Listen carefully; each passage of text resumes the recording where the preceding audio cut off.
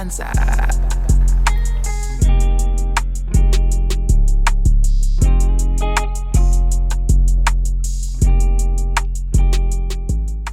Yes, people. Welcome back to the LIS podcast. I've been chasing this one for a while and I finally got him here. He's taken time out of his busy schedule to come and speak with me, to come and share his wisdom, to share his journey, and I'll let him introduce himself. Thank you, mate. Appreciate you coming down and sorting this out. My name's James. I was at Portsmouth 2 years in an academy analyst role and then a player care role, and then started a company called Welcome Football where we help university students. As you can see, very on brand. I've shouted out Working Football before, and yeah, we got the man himself, the Godfather. So yeah, No. let's You're the Podfather. Podfather. I wish, man. There's too many above me, but my rise will get there. 100%. So yeah. Oh wait, okay, no. Reverse, yeah. So I start with reflection. I love to speak with my guests and get them to reflect on what's going on in their life. So I've put this in the for context community. Working Football is an online community as well where people post ideas, they share ideas, they network, whatnot. I posted in this community in Working Football. James's company, which I'm also a part of in as a student, 3 questions, and they are the number 1, something you ask yourself at the end of the day. It's the morning at time of recording, so I don't know. It doesn't have to be from one good thing that's happened today. Far. Today so far, or yesterday if you can't think of anything today. We both woke up, didn't we? Yeah, man, we did. Still we got breathing. Here. Something to be grateful for. And then depending on the first answer, the second question can sound really extra. So how did you make it happen? How did you make the good thing that happened to you today happen? Good question. I suppose in terms of waking up, it just, you should go to bed last night and then, you wake up today, here we are. Like you say, grateful, very grateful. Just wake up and Saturday we're working, we're doing a podcast, so putting the work in. Of course, man, always. And then the third question, my favorite question from the 3 is, I split it into 2. It's how would you repeat it? But then I like to add to it, how would you build on it? So how do you build on the good, positive thing that you have going on? I think it's hard to keep getting up every day and say you've got say you're working or you've got a business or you've got or you want to be an athlete or you want to be a footballer. You have to get up every day. Doing that same thing. Now you may not get results like we was talking about earlier with views on the podcast. You may do 150 episodes and you may get a really low number of views, but you got to keep doing it. Same as a business. You can grow a business, you work on it every day, you're working 12 hours a day on it, 12 hours a day, 12 hours a day, 12 hours a day. You see no results, and then it's the motivation to be you got to keep going. So I think that's hard. But I think then you got to think of why you're doing it. So why are you doing something? That is the motivation to keep you going. Okay, so you've kind of answered this question, but what keeps you going when you're having a bad day? The why keeps you going. Which is what I was getting at. So the why. So why am I? Obviously my project at the moment's Working Football, and I'm really trying to make that grow and help people. So that is what I'm doing at the moment. In terms of the why, my why is that I want to help people. I think there's a big need for it. So many of these students are doing these courses at uni, they're not getting jobs, so there's a massive need for it. And then I want to live a good life. I want to be successful. So that's my why. And if I don't work hard, if I don't keep getting up, doing the things I know I need to do, then I won't be successful. So that's the why. Fantastic. Best reflection. What about you? Ooh, switching the tables. My why. Well, my why is a few things. I mean, it's the same as you in terms of I want to be successful. But I want to be successful in what I'm most passionate about. I want to be successful in the thing that gets me up in the morning and like, I can't wait to do that. Or, I mean, at the end of the day, yeah, work is work, isn't it? No matter what you're doing, you're going to a job, and like work isn't like the thing in life, like work isn't the treat that you look forward to. For But the majority, yeah, it's hard. I mean, so I want to be as far away from that as possible and be chasing my dreams. My that's my why. I have a lot of things going on outside my life that we touched on off camera, which is not I'm not ready to share it with the audience, but maybe one day when things are a bit more conclusive, I would like to share that story and see how I can help others. Yeah. But the stuff that I'm going through is not easy stuff, and it wouldn't be easy for anyone. And my why is to keep going because I'm fighting for something to move forward. If I stay and let the bad situation I'm going through, or the tricky situation I'm going through, fester, then I'm just gonna sink. The why is what keeps me floating. Yeah, 100%. Right. Yeah, that is it. So when you have a bad day or whatever, I don't know, you're fed up or you think, can you swear on this, by the way, or not? Go for it, man. No, I'm not going to, but I was going to swear and I was thinking. Nah, man, go for it. Like, say, yeah, you had a bad day or whatever. You got to think of that. You got to think of the why, and then you literally get it in your head, and then you keep going. So that's really important. I think everyone should try and think of why are they doing this. If they have a goal in mind, same as like an academy footballer, right? He's got to sacrifice everything when he's growing up. All of his mates are going out, seeing girls, partying, having fun. Now, that's quite fun to do all that stuff, but they have to sacrifice that, and none of that football, and the chances are 1% of these academy players make it. But why are they doing it? Because of their goal of becoming a pro and sorting their family out, and meeting their goals and dreams. So again, everyone probably has one. Well, everyone should have one, and you just got to keep thinking of it, I think. And then adding on to that a little bit, why do we do anything in the first place? Because it's what we like. It's what we do. It's what we like. It's what we're good at, or what we want to be good at, and it's what we want to do all the time. So it's like there's that element of it as well with the why. So I think you've just given me the title of this episode. Pretty Boy Coxie, the why. Yes. Love it. But yeah, so goes without saying, why football? Just in general, why football? Like millions and millions of other people, I just like it. Just it's very easy to like. I think if you're a young lad or a young girl, it's good, isn't it? It's great. It's good. And yeah, just to be fair, actually, I wasn't a big fan of football till around 13. I wasn't very good. I was really bad actually, but played for a team, didn't like it. Dad put me in a team. I remember I was like in the rain once, and I was just thinking, I don't want to be here. I hate this. But then got to enjoy it.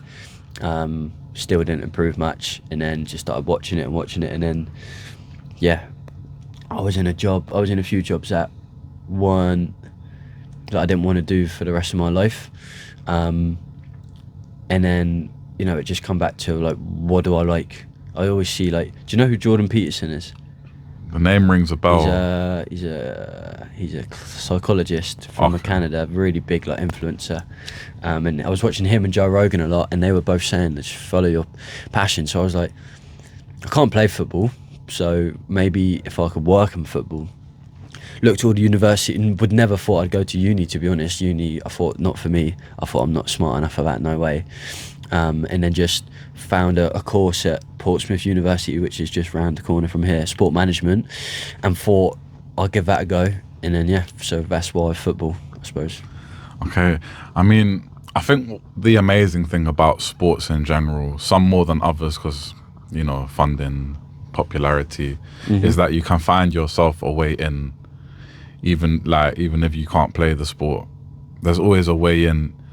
And I mean, you could be playing on a crappy road with no shoes on. Just as long as you got a ball, you can play it anywhere, right? Exactly. Very accessible. Exactly, and that's the beauty of it, and that's the beauty of all sports. There's always a way in, as long as you have a ball, as long as you have open space, as long as you have a roof. Because some things are indoors. Like obviously, it can get more complicated with certain sports, and we can get into this whole conversation of this sport is not as accessible as this sport because you need to buy this and that Horse or go riding. here. Yeah, man. Why is Riding that? a horse. Don't fit in my house. But yeah, no, there's hundreds, and that's a whole nother great conversation of course. topic in itself. The accessibility. I mean, in my previous episode with my friend Osama, we talked about rugby and the accessibility of rugby, and obviously rugby is quite accessible. Like, I mean, it's not like, but I don't know. We were saying how football was probably more accessible, obviously, Yeah.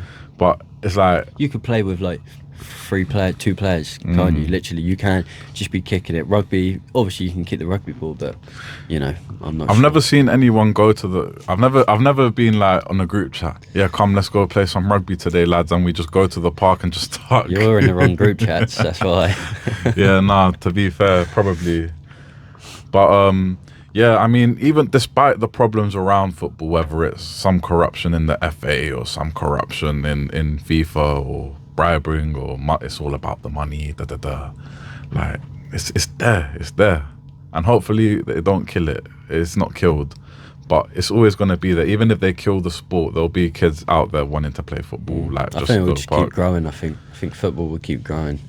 We were only looking at what, in terms of this like social, digital, like marketing, like TV, like revolution or whatever you want to call it. The last 25 years, or maybe 20, probably for like 15 actually. It's not been a long time. So you wait, like in the next 50 years, football will grow massively even more. Like in terms of like fan engagement, that they've got some mad plans for that. Like fans will get more behind the scenes content, like you've seen over the past few years. You know, like what's the Arsenal documentary on Amazon All or called? Nothing. All or Nothing. Sorry, like those style of those style of documentaries, people love them because you've got the Tottenham one where you got Jose Mourinho talking to Dele Alli like we are, you know, sat at desk. How interesting was that? So there will be more of these documentaries. There will be more of these sort of behind the scenes stuff. It will just keep growing and growing and growing and growing. The departments will get bigger. Like obviously coming from, you know, player care, as both of us are interested in. Player care started off with like one player care officer. Now, like if you look at Man City, they've probably got 4 or 5 in the first team, probably 4, 5, 6 in the academy. Same with the women. So departments are getting bigger and bigger and bigger. So football will just keep growing. 100%. And you know what? Which means more jobs There we go. for people like us. Yeah, come on. You know. Working football. Contact. Look at the t-shirt. Oh yeah, just for context, by the way, because I had a few comments from my friend about the camera angle. We are in the same room. We are in the same place. It's not a video call. It's just it's dual camera. Yeah. Yeah, we're in the same place. Look. So yeah, just for context for my friends that were I thought wondering, it was a video call. Yeah, with like my last 2 episodes, I've done this format of recording, which I thought, you know, whatever. It's interesting.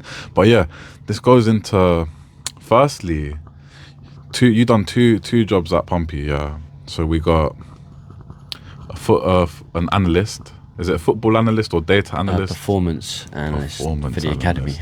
Okay, so you got performance analyst, and then you have player care.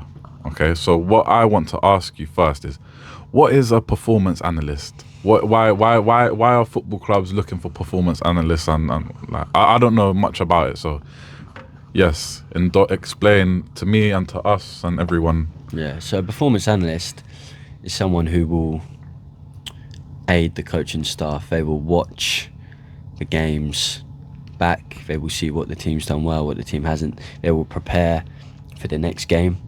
So, well, in fact, we'll start it from the beginning. First of all, they will do like a pre-match. So say we're playing Arsenal on a Saturday. You know, Monday comes and right, so there will be, they know for the week they're preparing for Arsenal. So they watch Arsenal. What do Arsenal do? What do Arsenal do at set pieces? What do Arsenal do good? What do Arsenal not do so good? How can we exploit Arsenal? And then the training will be tailored around their game plan as such. So the analysts are also, they're recording training. They will go, their watch training, their code training. Coding is just recording different aspects of it. So say there was you've got like a keyboard almost, and you put G for goal, and every time a goal happens in training or in a game, they press it and then it clips it, so you can watch that back and record the metrics and stuff. So then maybe when it gets to like Thursday, they will do their pre-match meeting where the analysis team will give the information to the coaching staff that present, and then the coaching staff will present to the players in like a room where there's, all the players are there. You may have seen it on some of these documentaries where they all watching a screen, and then the coach or the analyst will present, right, this is what we're doing. This is, maybe they've probably announced the team in there as well, who's playing, and then they'll also go through the set pieces, or maybe they do that on the Friday. Again, every club will be different, but at Portsmouth we used to do that on a Friday and then play on a Portsmouth Academy used to do it on a Friday and play on a Saturday. So match day -1, they call it, on a Friday. Oh. So yeah, go through that process, and then it's, the game happens. The analyst will be filming the game. There will be maybe 2 or 3 of them, like I say, depending on the club size and stuff. But they'll be watching the game, coding the game, and then afterwards analyse it. Maybe on the way back on the coach, analyse the game, and then it just happens again. And then obviously you had that game, then you analyse that game. One day of that, post-match presentation, so then you reflect back to the team how they done. Did they do well? Did they not? Did they carry out the plan? What did they, set pieces, all that type of stuff, show the stats.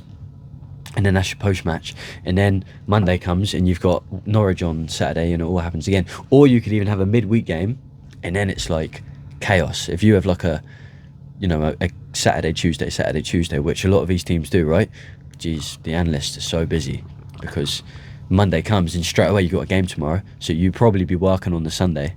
I spoke to an analyst at Aston Villa, and he said he's had like not a lot of days off, a couple of days off in the past few months. So yeah, you have a game Saturday. If you have a game on a Tuesday, you play Saturday. Probably Sunday you're working, and then Monday you're preparing for Tuesday. So very hectic, and your time management skills have to be very good, I think. That's really interesting, because I feel like the aim in football, the aim in competition, is to get an edge on your opponent, and the fact that things like that exist now shows how advanced and how far we are into the future in the sport, of like wanting to see the opponents, wanting to see what we can find out, what we can do, weaknesses. Yeah, I didn't know, and the coding stuff, that's some advanced stuff. Because I briefly asked a couple guys at the working football event in Cardiff, what is it?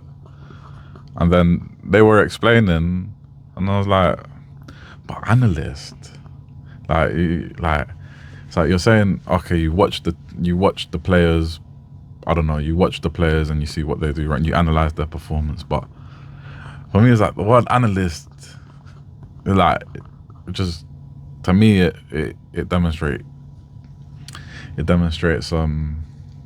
going deep, looking, and like, so yeah, no, that's a crazy role, like very demanding. You have to love the game to do that. Yeah, I think people do it for a few years and then at a high level, and then they're so tired that maybe they take a break, or maybe they work for an analytical company instead and not a club. So it's different routes you can go down. But another thing I wanted to say is it's really rewarding for an analyst that you can have a really big impact on the game. So people may think, oh, you're just watching games, and maybe you present to the coaches like 40 minutes, and maybe you've worked hours on this, and only like a 40-second clip gets actually shown to the players. So it can be a lot of work, and not a lot of your work gets used perhaps. But say you go through set pieces on the Friday, and you've done your homework, and you're seeing what Arsenal do, and then you're trying a set piece. So you tell the coach, or you go to the coaching staff and say, right, let's try this set piece or whatever. And then they try it, they show the team, you're practicing it in training, and then it comes off, the set piece routine comes off, and you score for a set piece. analyst or just an analyst in general, because there are set piece coaches as well. That's, you know, like scoring a goal. That is a great feeling. But, you know, so they can have a really big impact. Same with defensive corners as well, defensive set pieces. Again, they can have a really big impact on the game. So yeah, it's a really rewarding role. But fair play to those analysts. Oh, I only done it definitely. for a few months, and I to be honest, I hated it. Like I didn't like it. I got my foot in the door at Portsmouth doing that. I've done that for a whole season, but during that time I found my love for player care when obviously Tim Cobb is the player care officer at Portsmouth Academy. So I was, obviously you're in the office with these guys most days, so I was talking to Tim about player care, what do you do? And then he was telling me about it, and I was like, this is really interesting. I'd done my player care course, and then I sort of shadowed him, went to a couple of events with him, and then I was like, I want to do player care, I don't want to be an analyst. So then what did I do? That was my mission. I was like, yeah, I want to try and work on player care. So this leads on nicely to my next question. So obviously player care is something I am also passionate about and also Yep. trying to break into. We'll get there. And we will get there for sure. It'll take a bit of time, but we will get there. Yep. What I wanted to ask it, because I've been fortunate enough to speak to a few player care professionals. What is player care? Because player care seems to be something slightly different at each club. Yeah, good point. I think it's again, I'm no expert, right? But again, this is just my definition. I think it's about putting the person before the player. I think, and I do like that. I do say that all the time. I think that's what it is. So,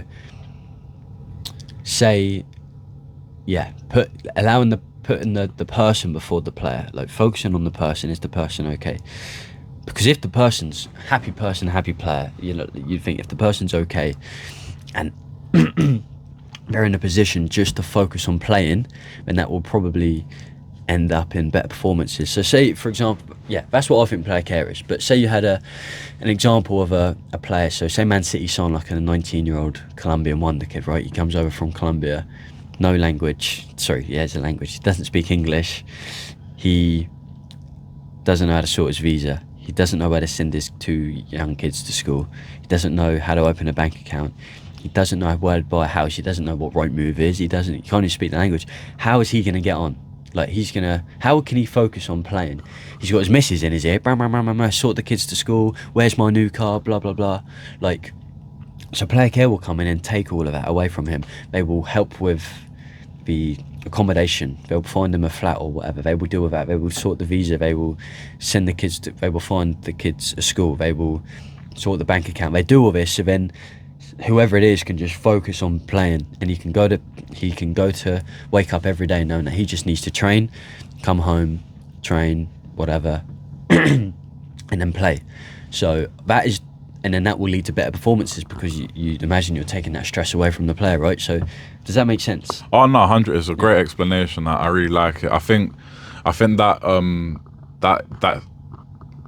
that is similar to my belief of not just in player care, like, but just when you're working with people in general, in a kind of mentoring kind of role, it is person-centered. I think it's so important that everything is built around the person, not what they do, not you build the person around what they do. And I really like that, and for many reasons I want to get into that, and I'm doing everything I can. So yeah, as I said, I'm passionate about helping people. You're passionate about helping people, which is why your work in football came to life, essentially, because of that drive to want to help, that drive and that care, that empathy as a human being. So yeah, I want to talk a little bit about, because obviously we can talk about how you got into those roles, but I think that will link quite well with work in football.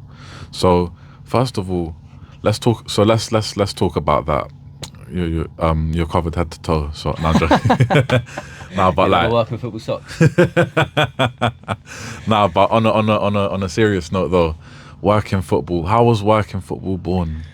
I gave birth to it around March, I think. Yeah, I think it's just like people were asking me, how did you get into Portsmouth? How did you, do this? Lots of people were also asking, how'd you like sport? How'd you get into sport? What careers are available? And it just made me think, I don't want to slag off the universities. They do a good job of, providing degrees and stuff, but so many students I've seen, past, present students, they're doing these sports and exercise science degrees, they're doing sport management degrees, they're doing sports coaching degrees, they're doing physiotherapy degrees, all to work in football. And not a lot of them are working in football, like a small percentage are, because they're not ready. They have no idea what it takes to work in football. As you know, and as I know, it's so hard, right? Obviously, we've got a plan for, like, your plan, and it's detailed, and it's like, it's really difficult. So these students don't have a clue. They don't know what they have to do. They don't have a plan either. It's like, I've got a sports and exercise science degree. I can graduate and hopefully get a job at Liverpool. And it's like, I'm sorry, mate, but that's just, it's really far-fetched. Like, how many people doing these degrees? How many people do you know with a sports and exercise science degree? Like, thousands enroll every single year. So for me, it was like, there's a need for, these people need support. I think these people need help, because they're just wasting their money, essentially. Like, so many of these people aren't landing roles. So then I thought, like I say, I'm helping people, and I thought, well, actually, I could start something where I help people and then see where it goes. So I was at Portsmouth in the player care role, and I started doing these TikToks and like videos about how to get into player care and how to break into football.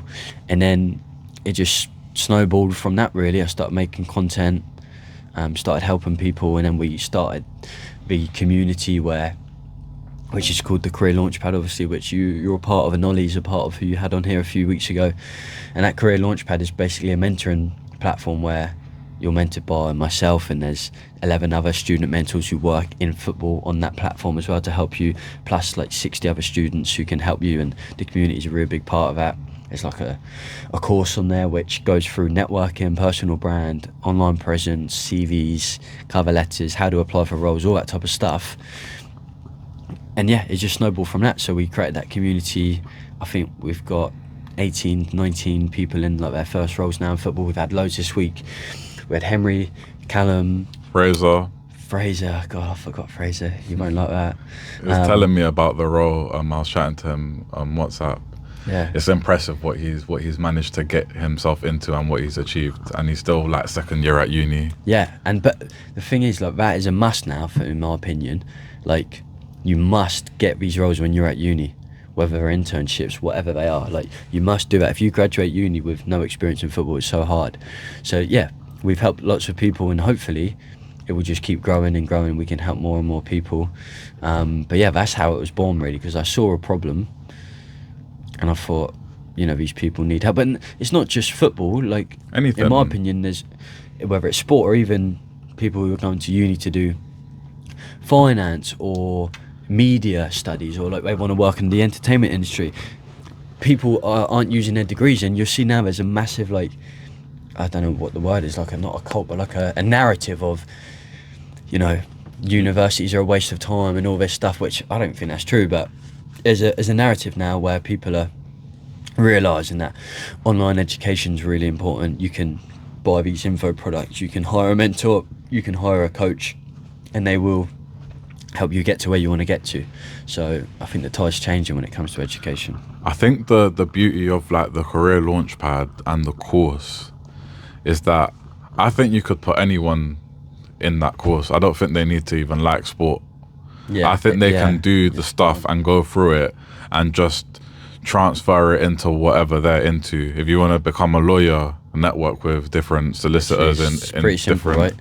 I was talking to Scott, who's on our one-to-one program as well, and Scott was saying the blueprint's sort of there, really. Like, the blueprint's there. If you follow it, great. If you don't, you don't. But like, say, if you wanted to become a lawyer, top of our heads lawyer. If you wanted to be a lawyer, network with other lawyers, learn, like, get on Zoom calls with them, get on the phone with them, meet them in person, go to lawyer conferences or whatever. Find out how they become a lawyer. Find out how they got into their role, what they would suggest you do, what they didn't do, what courses they done. Like, just be a sponge, because they have the key, basically. So then you find that information and you can do what they done, just model what works. I'd get experience whilst you're at uni. Volunteer somewhere. Again, it may be hard for certain industries. Like psychology is really hard to volunteer in, sports psychologists, because they're not going to let anyone work with the confidentiality with side of course, it as well. that's massive, and that's why there's not a lot of player care internships too, because there is more now, but there's probably only 4 clubs who have ever done them. So like, but my point is, any role, you know, do those things. Make sure you've got a cracking CV and cover letter. Make sure when you apply for jobs, you're following up, you're messaging people from the organisation, you're sending personalised video messages as you've done. Like, do these things for any role, and I think it give you such a better chance, instead of just applying for a role, having no experience. It's hard. You really have to put the work in, I think. You know what really stood out when I first met you, James? You asked me a question, yeah. My face. Yeah.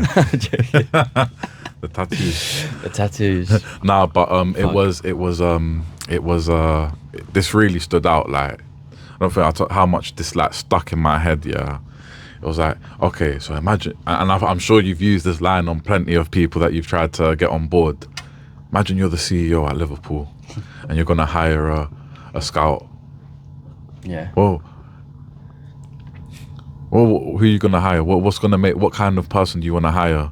And then I start going, I want someone that's like this and that and whatnot. You know, and you know, like naming good qualities in a worker and in a scout, and you go, no, none of that. You hire who you know. I was like, okay, no. I'm glad you remembered that. That's stuck. Like, that's stuck. Yeah, and I ask people that, like you say. I think the question was, so yeah, say you was CEO of Liverpool, or hire a manager at Liverpool, and you want to hire a scout. What's the first thing you think of? Well, we want someone who does this, and in my opinion, it's the first thing they think of when they have a role available, a vacancy. Like say your scout leaves, you need a new scout. The first thing they think of is, who do we know? Who do we know, like, in our circle? Because, like I said to you, and I say it all the time, you hire people who you know, because you know them, and therefore you like them, hopefully, and you trust them.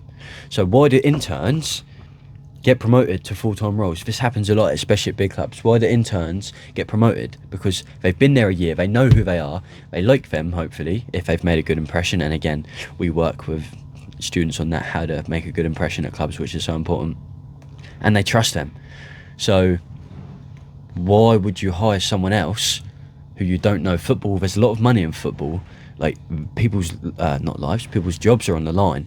So, you know, you don't want to hire some absolute lunatic, or you don't want to hire someone who could potentially ruin the reputation of that club. So therefore, that intern's been here. He may not be the best intern. He may not be the best physio, or he may not be the best analyst, but they know him, and it's not a safe bet. But do you get what I'm saying? It's like, yeah, they can mold him though. Yeah, definitely. They can mold them into the analyst that they want at their club, and but it's the easier. trust is there, and the like is there, and they know them, which is so important. Which is why I say, become known. Therefore, because of that point, become known by people. So again, how do you do that? You have to make your own opportunities. 100%. You have to, which you do, and which I do, and other people do. You have to go out there and create those connections. Someone commented on our LinkedIn post the other day, and it was about me talking about networking, and they commented saying, none of this is useful, this is really useless. Because he said football's all about who you know, and people only get opportunities when they know people.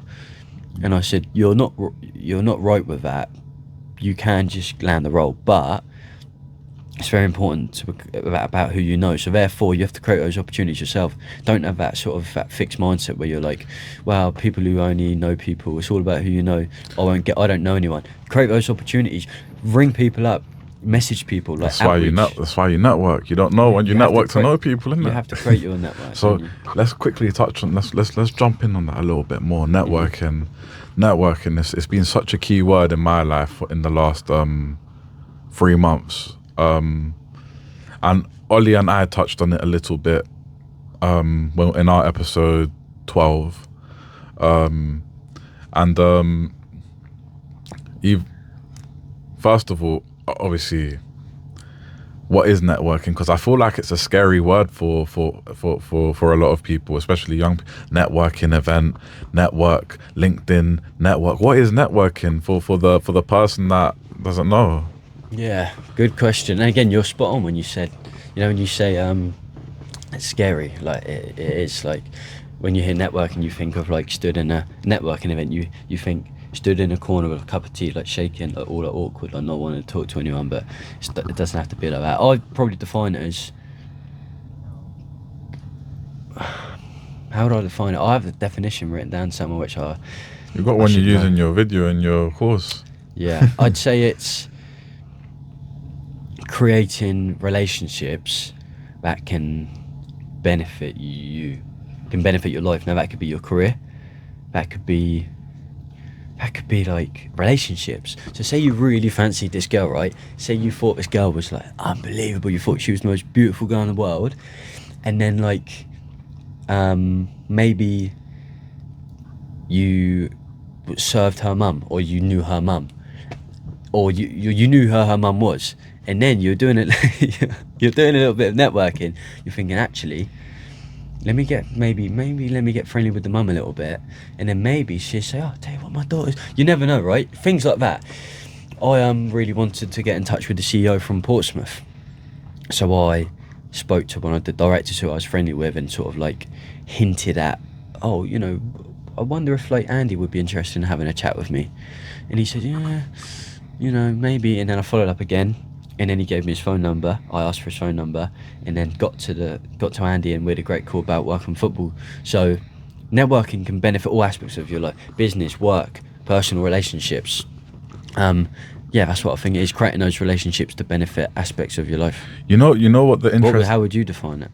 I mean, I copy and paste on it now, but on a serious note, yeah, it's creating the meaningful connections, the meaningful relationships, and where they can lead. I think you got it spot on. If I try to give a definition, it'll just sound shit. But how, what I've noticed, because obviously I work in a school, and I was talking to I was in a lesson, and then there was I took my boys to PE, and I was in the lesson, and then there was a year 11, and he had something where he was doing some voluntary PE where he would assist the PE teacher, and then I started talking to him, and like, oh, like, what did you do? Like, what year you in? Like, like, I like to talk to people, especially young people. I find their insight fascinating, and I like to learn and learn how they feel and see the world. And before I waffle, long story short, he's saying he plays football, and he mentioned the word networking. Yeah, he's talking about like what he's gonna do for college after, and like, I was like to him, we're networking right now. You might not realize it, but we're networking, because now you know who I am. I know who you are. Yeah. I know what you want to do, and I'm here. I'm a nice guy, so like not everyone's a nice guy, but like if you want support or guidance on the next step, fine. I'm based in this part. I can help. And just like that, subconsciously we're networking. Like, it's not like, even though the word can seem scary, like to the outsider of the networking, we do it subconsciously. Like, and then I think back to times when, like, one time I saw I was doing, my dissertation was on the combat sport, the perception of anxiety in combat sport. I didn't know no fighters, yeah. And then I saw a guy, I went to a counselling session. I was walking to my counselling session, and I see a guy training another guy on the pads. I was like, what, you're a coach, yeah? He's like, yeah. I was like, look, I'm doing my dissertation on this and that. Do you know anyone? Yeah. Cool. And we exchanged numbers.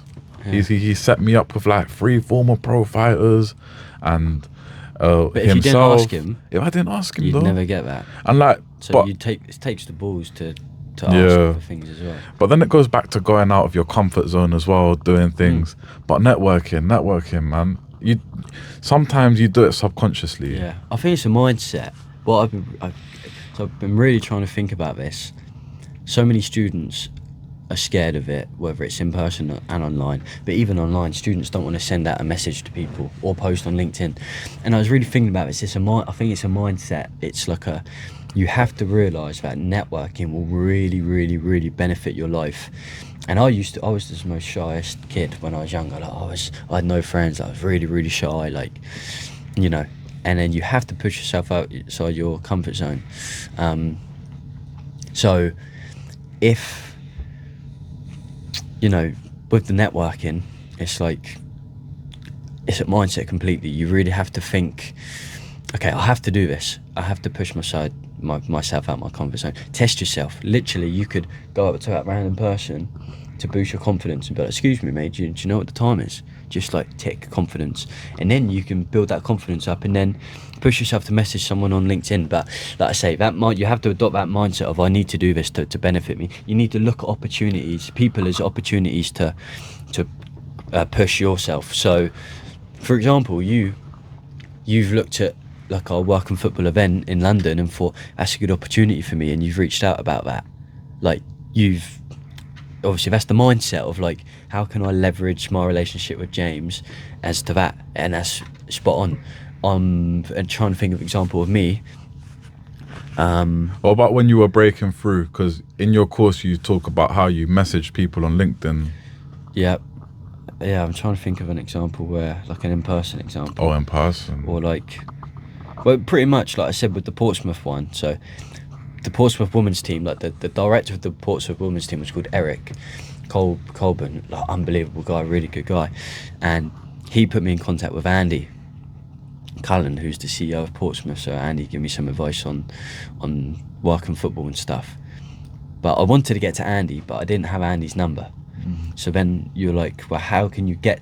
That's the mindset. Like, how can I get to Andy? How can I get to CEO? Wow, it was through Eric. And I literally consciously was thinking, if I go to Eric and talk to him about the business, then maybe he can put me in contact with Andy. So it's a mindset. You have to think like that. You know what this all leads back to? The why.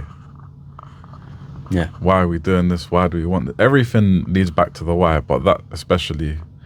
Yeah. I feel like I'd rather make myself. Because how do you get to the? Sorry, the why is why you're doing it, but your goal. How do you get to that goal? You have to do certain things and push yourself outside your comfort zone. When you remember the why, then you're like, this is why I want to do it, and then this is why I have to do that, why I have to speak, why I was bricking it before Cardiff. Of course, man. But I was like, I've never done public speaking. That was your first event, and it was like, and sometimes you think, should you even say that? Should you even admit that? But I think it's good to be authentic and good to be transparent. But I didn't want to talk. I didn't want to do the speech. I'll do it next time. Hustler, God loves a trier. Come on, man.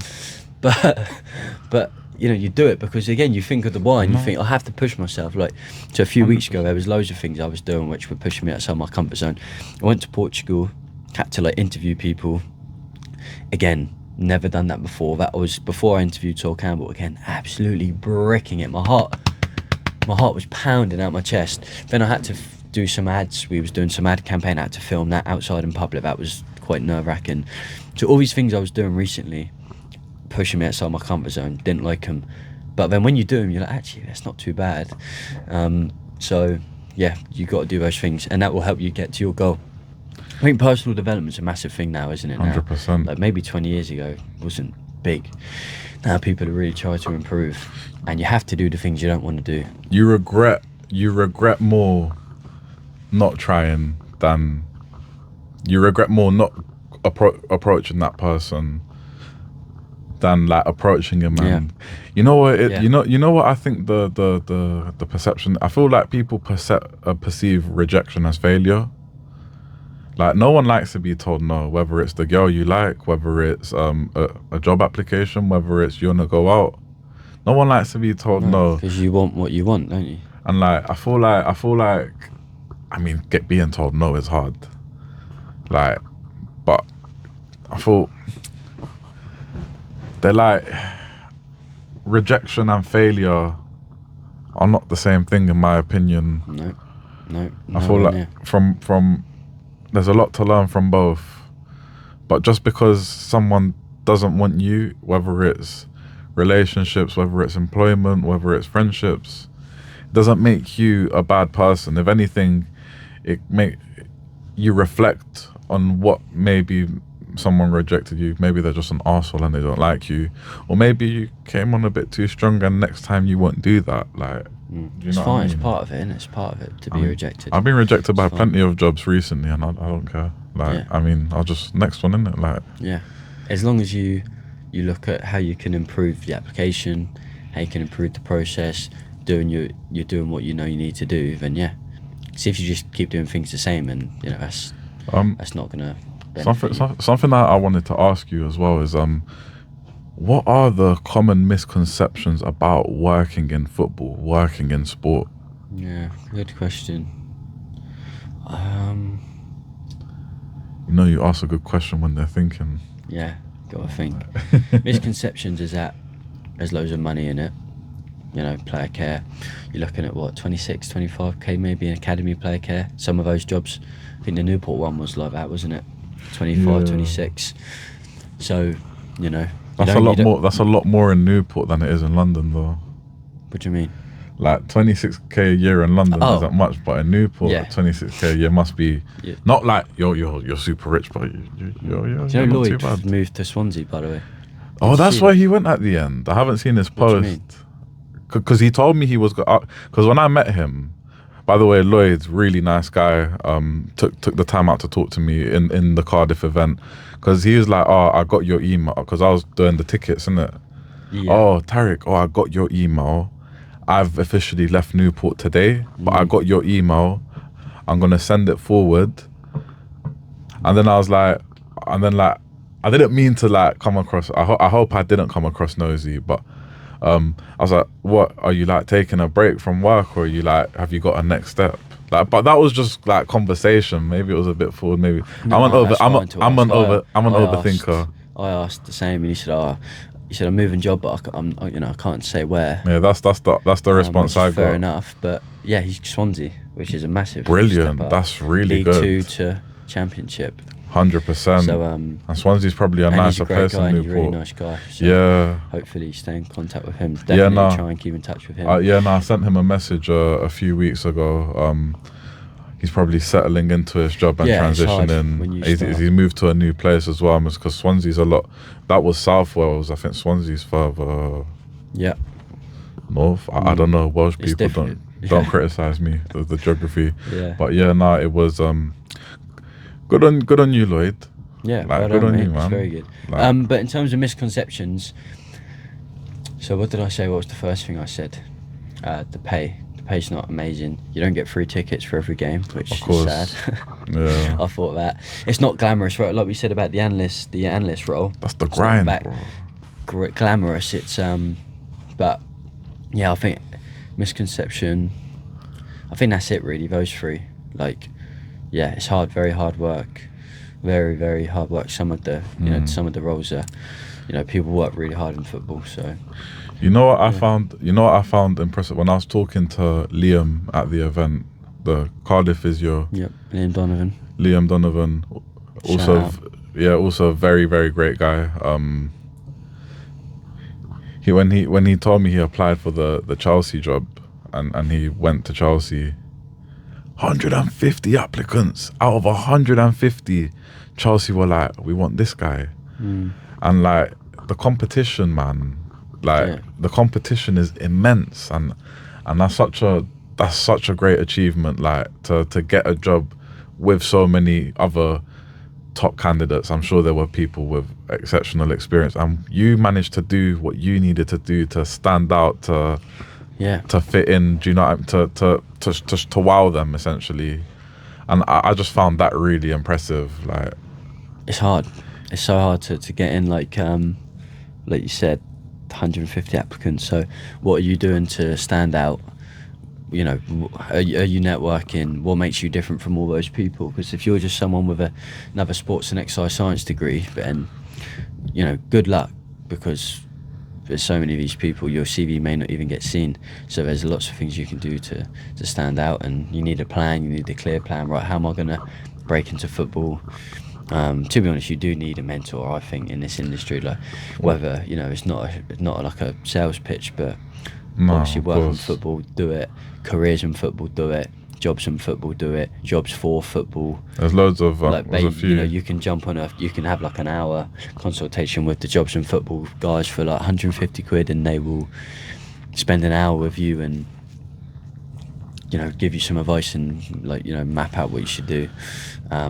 So there's regardless of who it is, I think if you want to work in football, you need that career coach, because it's very hard. It's like, people in the corporate world hire career coaches if they want to work their way up at, in their careers. And I think if you want to work in football, I think you need one too.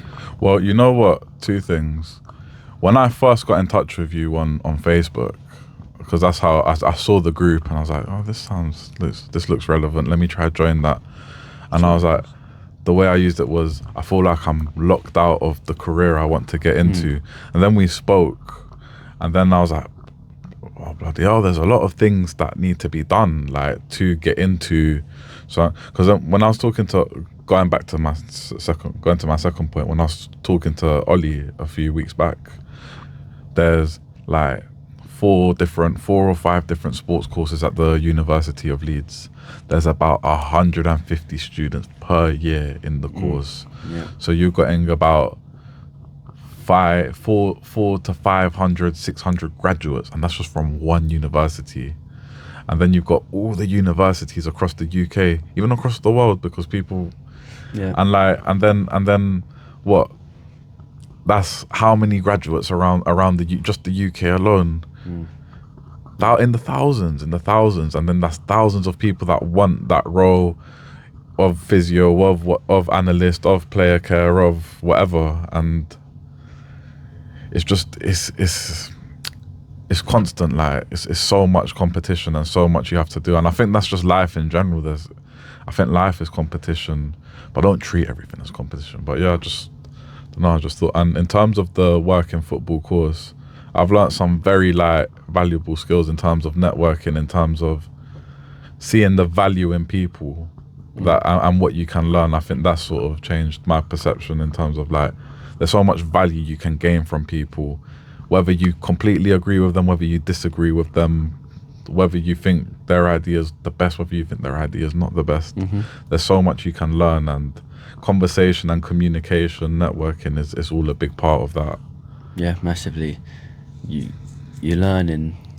So when you're networking with people, you're learning from them, aren't you? Of course. Like, what they done to get in their role, what they didn't do, what you shouldn't do, like those things which can aid you and then help you in what you're doing. 100%. There's I've spoken to, it's so amazing. Each perspective is different, each outlook in life, and in my case, player care of the people I'm speaking to is different. So hearing how in one place they do player care like this, where in the other place they do it like that, I like how they do it here, and I like how they do it here. Let me put it together and add it to how I want to do things. Yeah, that's a good point, and that's why it benefited me when I was visiting different clubs and different academies. I think I went to 7 or 8, and seeing what they do, how different clubs do different things. Really interesting, which you can then take into your practice. And you know what? Let's as we start wrapping up, I've really enjoyed this talk, by the way. So something that I learned from someone that they suggested that I do in the podcast, I'm gonna do it again. Second episode in a row. How am I doing? How am I doing? How's this chat going? How are my questions? Give me a little bit of feedback for myself, and feedback for people watching, listening. Interesting. That's a very interesting thing. Thanks, Dylan. Thanks, Dylan.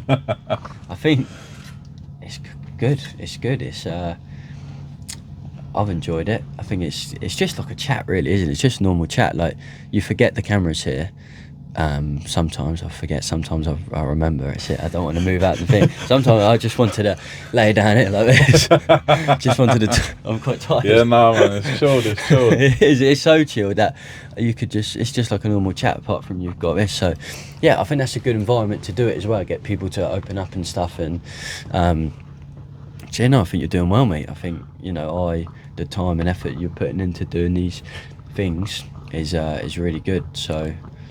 Yeah, I think we'll see how this one turns out. I think production of a podcast is like really important. So I think, but it comes with cost, like huge costs, right? So there's a studio in London, White Hart Lane, which I've done one with, Beyond Football and Daniel. Yeah. I chatted to I did get in touch with Daniel, and I was like, we kind of have a similar mindset in terms of the holistic side of sports, which is what Beyond Football is beyond. Like, he was like, yeah, sounds great. Obviously, he's a very busy guy, but I would love to have a conversation with him. Yeah, but so I done his one in his studio, and it was like, I think you could do like 100. I think it's like £100 for an hour, which actually is not bad.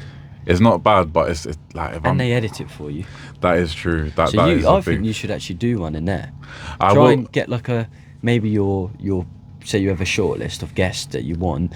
Get someone, whether it's maybe someone in the football world, and fork out for that studio, and then see how it goes. I think that'd be or like a special Christmas podcast or something in that studio.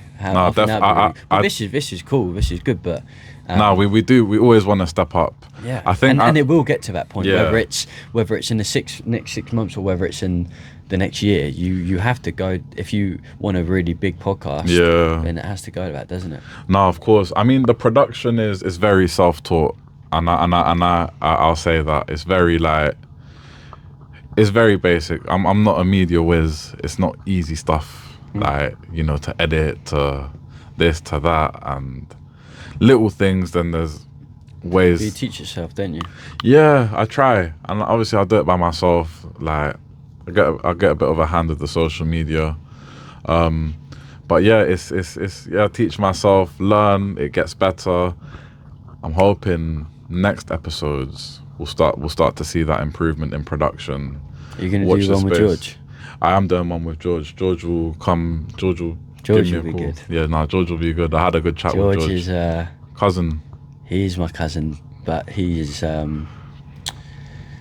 George is. How do I best describe him? He's like a little bundle of like love. But I've seen him really like. He's great. He's he means really well. He's I think tries to. He's tries to like, have a good time, and George is great, and he's trying to do his own thing as well with his coaching and stuff. So I think shout out to George. Shout out to George. You, mate. The hardest decision I have is to decide who do I upload first, you or George. For context, I'm a grinder. I've left London at like 7, quarter to 8 in the morning. Yeah. Drive down here. Find James, talk. Pick James up. Sorry about that. No, it's my fault. I should have been more patient. Yeah, but and here we are. Yeah, here we are. I think I've had a really great chat. I've really enjoyed myself, and I think we got a bit. I'll reel it back to any advice for anyone trying to. Any advice for anyone trying to not just make it in football, but just make it in whatever it is they want to make it in. I don't know if I don't know. Like I've not done what I want to do yet, so who am I to give loads of advice and stuff? But your insight. If I had to, because I do love giving advice. Go on, James. I can't help myself but give advice to anyone in any situation. But I don't want to say something like enjoy the journey, because everyone says that, but it's very true. You do have to do that. But have goal. Okay, this is what I say. Say you have a goal, and say you have a dream. So you have a dream. You have to have a plan to reach that. So say it's working. Say it's working at Arsenal as first team coach, or say it's becoming a worldwide known rapper. That's your goal, right? And then you need a plan. So you need mini goals in order to get you there. Obviously, we've done this with the career management plan. So you need to be ticking these small goals off. You need to have like 3-month plan, 6-month plan, 12-month plan, 3-year plan. Just have plans with goals in it. So then as you're going through the months, you know what you have to do to get to the next level. So then you can tick things off, tick, tick, tick. So Arsenal first team coach, you're going to need 5 or 6 years coaching experience. You need to network with people. You need to get your qualifications tick, tick, tick, tick, tick, tick. So my advice to anyone wanting to make it would be have a plan. And yeah, so it's quite funny because I said I wasn't going to give any advice. But you know, adding to that as well is it's a constant journey, man. It's not once you get to where you want to be, it's not like that's the be all and end all, innit? Like you there's a next thing, whether it's there's always, it's continuous, man. That's why people like Olympic gold medalists, they feel very empty when they win the gold medal. So you need that next thing, whatever it is. And I want to give a shout out to you, Tariq. Thank you. Because since we met, you've made unbelievable progress in what you're doing. You're doing this podcast, you're a great guy, and you know, you're absolutely smashing it. So well done, mate. I appreciate it, man. Sometimes it feels like we're not. So when you're told that, when you're told like, yeah, you're doing okay from like from a perspective that's not your own. Life. You're trying to do something. You know, there's so many people who, me like 5 years ago, I wasn't, trying to do anything and stuff. But yeah, you're doing that. So keep doing what you're doing. Thank you, James. Like, it means a lot. And you know what? Thank you for coming down, speaking, giving me some of your time and sharing your insight, and hopefully we can share this around and people can benefit from it. But yeah, this has been me, T. Like, subscribe, follow Working Football on Instagram, on Facebook. I'll put the description, and from there you can get in touch with James if you're interested in finding out. I have a discount code. I'll put that there somewhere as well. So that's run out now, by the way. I'm gonna have a discount code by the time I do the edit, so you can follow that. But yeah, like, subscribe, comment. Big love, people. Always a pleasure to speak and to learn, and we'll see you soon. What a banzai.